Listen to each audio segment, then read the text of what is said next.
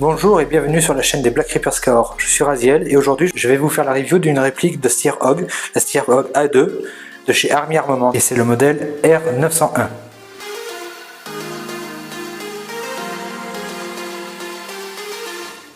Pour faire une présentation rapide de l'arme réelle, donc la Steerhog est une réplique autrichienne, celle-ci donc le modèle A2. C'est une arme de type bullpup de calibre 5,56 autant. La Steerhog est produite depuis 1978 et c'est avec le FAMAS l'un des premiers fusils d'assaut bullpup à avoir été massivement adopté par des forces armées. Donc comme je vous disais, c'est une conception bullpup, c'est-à-dire que le chargeur qui se trouve à cet emplacement est situé donc à l'arrière de la poignée et de la gâchette, ce qui donne la possibilité de monter des canons plus longs sans pour autant augmenter la longueur de l'arme, voire permet de raccourcir celle-ci puisque le canon vient beaucoup plus loin en arrière sur la crosse. La longueur de ce type d'arme permet donc une meilleure maniabilité et augmente même la précision de tir, en particulier lorsqu'on fait du full auto. Pour donner 2-3 mots sur la marque du fabricant, donc Army Armament, qui est un fabricant de répliques AEG GBB d'entrée de gamme qui n'a cessé de s'améliorer pour nous proposer des répliques toujours plus robustes, innovantes et performantes. Alors c'est vrai que pour le prix, Army Armament nous propose des répliques qui sont vraiment pas mal. Sorties de boîte, elles sont à peu près jouables. Même si une case upgrade, voire amélioration de la réplique n'est pas négligeable. Pour en revenir au produit en lui-même, c'est donc une réplique faite par Army Armament d'un poids de 3,4 kg. La véritable arme pèse elle 3,5 kg à peu près, donc à vide. Donc elle est particulièrement proche de l'original, même si l'original, une fois le chargeur de 30 cartouches inséré, monte à 4 kg.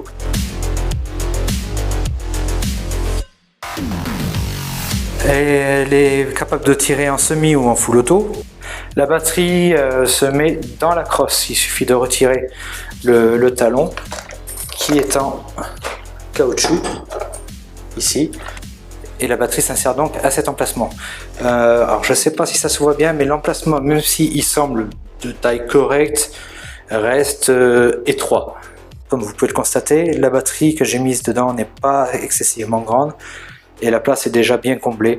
Une batterie plus grande serait très compliquée à mettre, voire on pourrait pas réussir à fermer le cache. La batterie, moi j'utilise de la Lipo 7.4, la réplique le tolère très bien parce qu'ici se trouve un MOSFET qui permet d'éviter les courts-circuits sur la gearbox.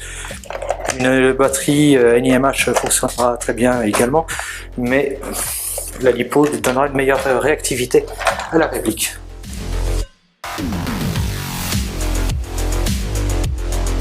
Donc en ce qui concerne l'extérieur, la majorité du corps est en polymère, la poignée est en polymère aussi, la tringle de chargement est en polymère, le canon, le cache-flamme et le rail supérieur sont en aluminium, les rails de côté eux sont, j'ai l'impression que c'est du plastique.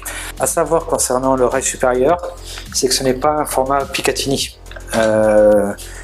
On pourrait y attacher des appareils au format Picatinny, mais il faut que ce soit des attaches 1 point. Si ce sont des attaches à 2 points, il se peut très fortement que les écartements ne soient pas bons et du coup rendre l'objet bancal. La réplique, elle, fait une longueur totale de 800 mm. Le canon interne, lui, fait une longueur de 520 mm. Elle est annoncée comme étant capable de tirer à 1 joule 41 et elle fait 390 fps. Elle est munie de 2 attaches sangles QD, une à l'arrière, une à l'avant.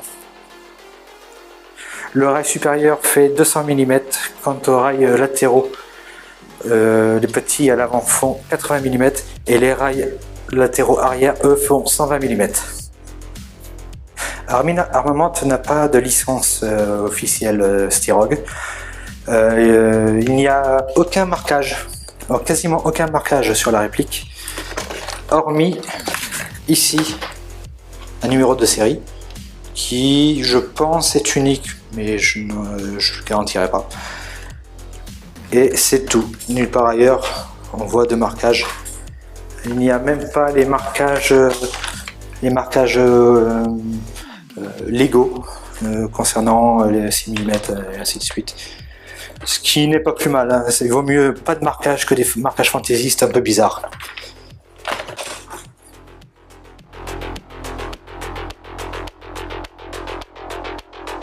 Concernant l'interne de la réplique, donc elle est composée d'une gearbox V3 hybride. Selon certains marchands, cette gearbox est renforcée et celle-ci comprend donc des engrenages renforcés. Le piston est également renforcé, la tête de piston directionnel donc est renforcée. Les roulements sont composés de billes métalliques de 7 mm. Le ressort à l'intérieur serait un ressort M110 et cette gearbox est terminée par un guide ressort à roulement.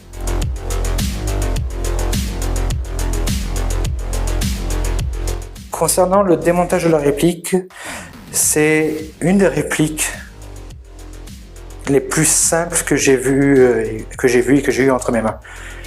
J'étais très impressionné déjà à l'époque par la P90. Celle-ci est dans la même simplicité. Pour sortir le canon, il suffit charger, bloquer le chargeur, la tringle de chargement. Ici, on a un petit bouton. On le tire en arrière, on pivote le canon, il sort. Ce qui nous donne un accès rapide au pop et au bloc au pop. Et donc un démontage des plus rapides. Pour sortir la partie upper de la réplique, rien de plus simple. Pour ça, il y a ce petit, une sorte de goupille qui se trouve ici. On la sort entièrement. Quand on la sort, il faut faire attention parce qu'ici se trouve une petite plaque qui va tomber. Alors si on peut éviter de la faire tomber, c'est mieux, mais je vais l'enlever pour vous montrer comment elle est. Cette plaque permet, elle est trouée, et permet de venir accrocher la goupille pour éviter que ça ne bouge. Si on n'a plus cette plaque, la goupille ne tient plus. Et ensuite, hop, voilà. Le démontage est fini. Rien de plus simple. Pour le réenquiller, on fait le système en marche arrière, on remboîte. On met la petite plaque en question. Voilà, on vérifie qu'elle soit bien mise correctement. On prend la goupille, réenquille, et ça ne bouge plus. Le canon, pour le remettre, aussi simple. On glisse à l'intérieur, on pivote, le cran se remet en place, ça ne bouge plus. Franchement, j'ai rarement vu aussi simple.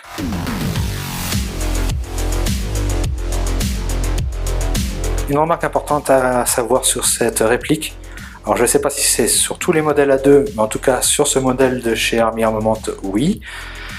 C'est concernant la poignée avant. Ici se trouve une petite goupille. Cette goupille ne tient pas en place. Pour ceux qui ont vu la vidéo de déballage, quand j'ai déballé la réplique, c'était la première fois que je l'ouvrais, elle s'était enlevée. Sinon, bon, après le fonctionnement du garde-main est assez facile, c'est un système un peu de ressort.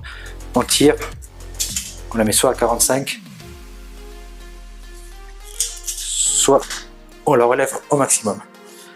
Pour revenir en arrière, voilà, il suffit de tirer, hop. Le concept est très bien, mais très fragile. Chose à savoir sur cette réplique, c'est que le ressort se change très facilement. On n'a pas besoin de sortir la gearbox pour ça. Pour changer le ressort, c'est un petit peu le même système que sur la P90. Ça se passe dans le talon de crosse, donc on enlève le talon. Ici, vous voyez deux vis, une ici, une de l'autre côté, qui permet d'enlever la plaque. Et juste en haut se trouve la vis de démontage pour le ressort. Donc on peut facilement mettre le ressort que l'on veut pour avoir la puissance souhaitée en fonction de si on est sur terrain ouvert ou en CQB ou peu importe. Chose à savoir, c'est que cette plaque est assez facile à enlever, mais à remettre c'est un petit peu compliqué parce que en fait il faut la coincer. Si vous voyez cette petite protubérance, il faut coincer une encoche entre le moteur de la gearbox et le plastique de la crosse et un peu faire pivoter en force jusqu'à ce que ça claque. En tout cas, pour moi, c'est comme ça que j'ai fait. J'espère que j'ai utilisé la bonne méthode, je sais pas.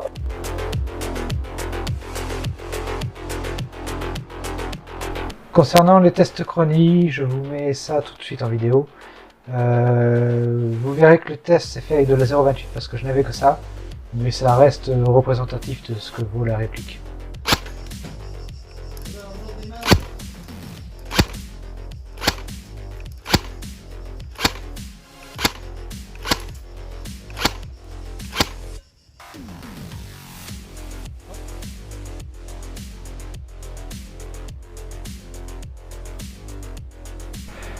Alors, que dire sur cette réplique?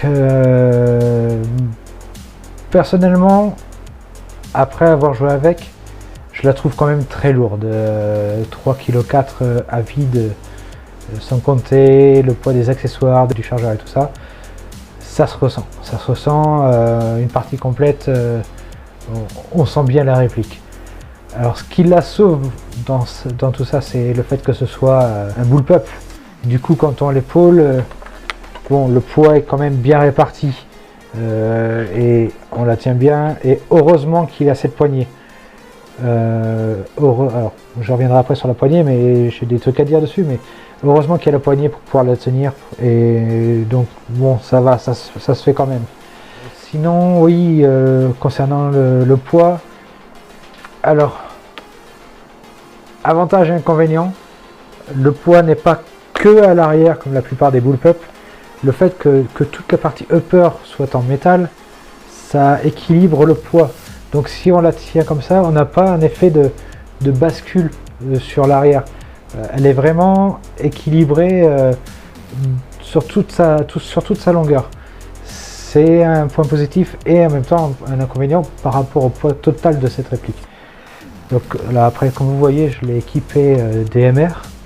Bon, c'était surtout pour tester pour l'instant. C'est pas bien réglé encore, c'était pour voir la gueule qu'elle aurait, voir un petit peu son comportement. Comme vous pouvez le voir là, j'ai bon, donc la lunette. J'ai quand même laissé sur le côté, j'ai mis sur le côté une red dot, petite lumière pour les parties nocturnes.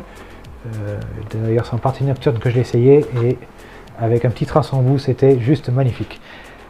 Après, donc, son autre inconvénient, c'est cette poignée. Comme vous l'avez vu sur la précédente vidéo, et je crois que j'en ai parlé un peu plus tôt dans la vidéo. Je ne me rappelle pas bien parce que le tournage s'est fait en deux parties. Quand j'ai reçu la réplique pour le déballage et la présentation, et j'ai attendu quelques temps de jouer avec pour voir ce qu'elle vaut, pour donner mon avis, un avis plus fiable. J'ai joué avec, malgré tout, malgré le fait que la goupille soit capricieuse, on va dire, en partie de nuit. J'ai tenté le coup, ça s'est bien passé, ça a tenu, et heureusement que je l'avais, parce que pour tenir ce poids, le poids de la réplique, c'était pas de trop.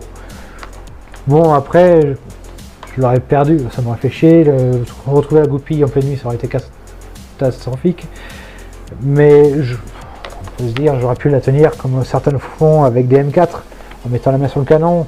En plus, on a le rebord ici qui permet de pouvoir poser son poignet.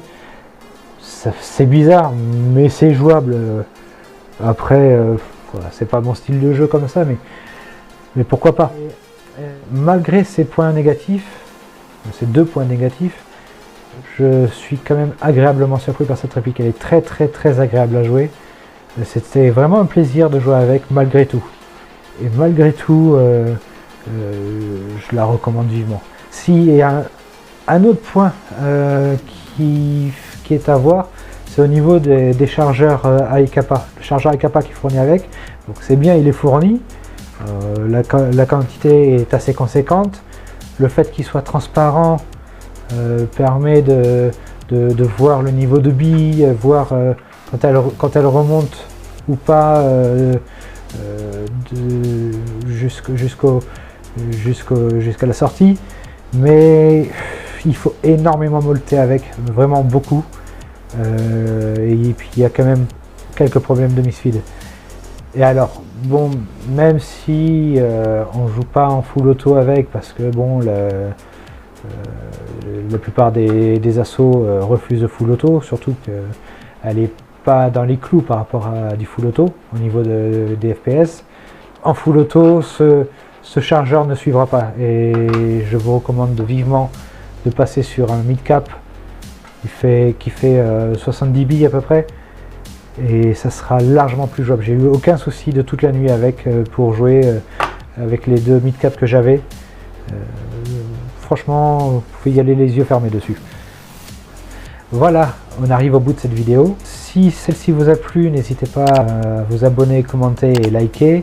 Toute remarque constructive est bonne à prendre et on les lira avec grand plaisir et on vous répondra si vous avez les moindres questions. Ça nous permettra de nous améliorer pour les prochaines vidéos qui doivent sortir. Je vous souhaite une bonne journée et vous dis à bientôt. Ciao!